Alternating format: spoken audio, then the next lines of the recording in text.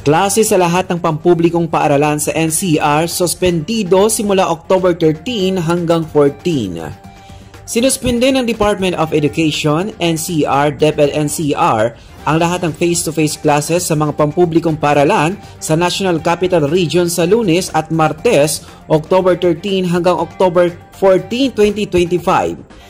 Ayon sa kagawaran, ang pagpapatupad ng suspension ay bilang pag-iingat sa pagtaas sa mga kaso ng influenza-like illness at dahil na rin umano sa mga nararanasang pagyanig na nakakaapekto sa ilang bahagi ng bansa.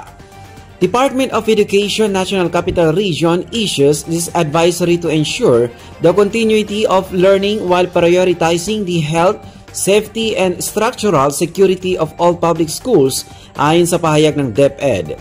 Kasabay ng suspensyon ng face-to-face classes sa Lunes at Martes, inatasan ng DepEd-NCR ang mga paaralan na ipapatupad ang Alternative Delivery Modalities or ADM gaya ng synchronous or asynchronous learning alinsunod sa DepEd Order No. 54 Series 20/012 upang maiwasan ang pagkaantala ng paaralan.